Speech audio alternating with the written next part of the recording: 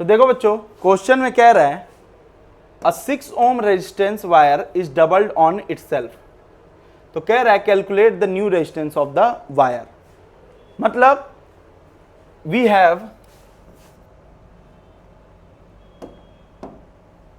ए part क्या है, we have R is equal to 6 ohm, 6 ohm resistance है किसी वायर का।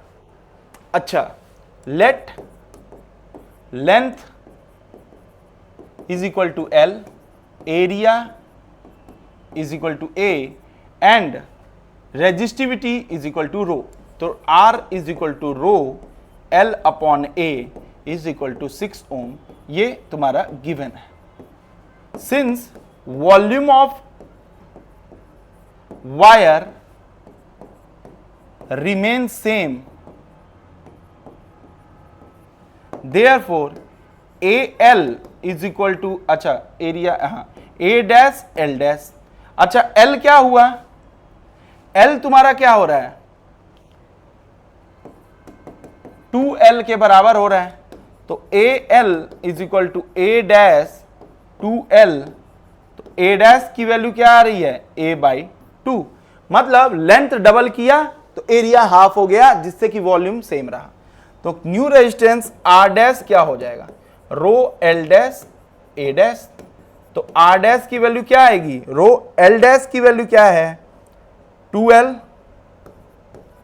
A डैश की वैल्यू क्या है A बाई 2, क्या आया 4 रो L अपॉन A, मतलब 4R। 4R रेजिस्टेंस क्या है 6 ohm, तो R डैश की वैल्यू क्या आ रही है 24 ohm। R डैश की वैल्यू क्या आ रही है 24 ohm।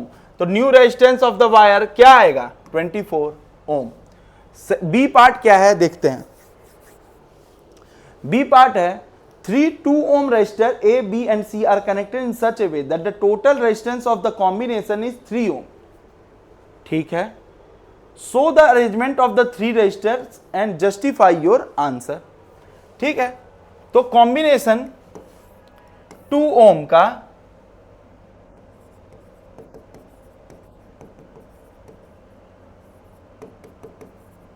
ऐसे करना है कि जो इक्विवेलेंट आए वो 3 ohm आए। अच्छा, अगर ये सीरीज में रहते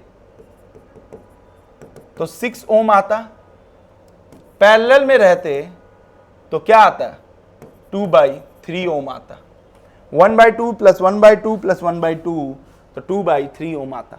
इनके बीच में आ रहा है क्या है 3 ohm। देखो क्या होगा 2 ohm 2 ohm 2 ohm पैरेलल में। ठीक है, ये कॉम्बिनेशन आपको इक्विवेलेंट रेजिस्टेंस 3 ohm दे देगा। कैसे, 2 ohm के साथ सीरीज में लगाया 2 ohm और 2 ohm का 2 रेजिस्टेंस पैरेलल में, इसका कॉम्बिनेशन क्या आएगा A B C। तो RBC क्या आएगा 1/2 प्लस 1/2 1/RBC। तो RBC क्या आ रहा है 1 ohm। तो RAC क्या आएगा 2 ohm प्लस 1 ohm, क्या आया 3 ohm।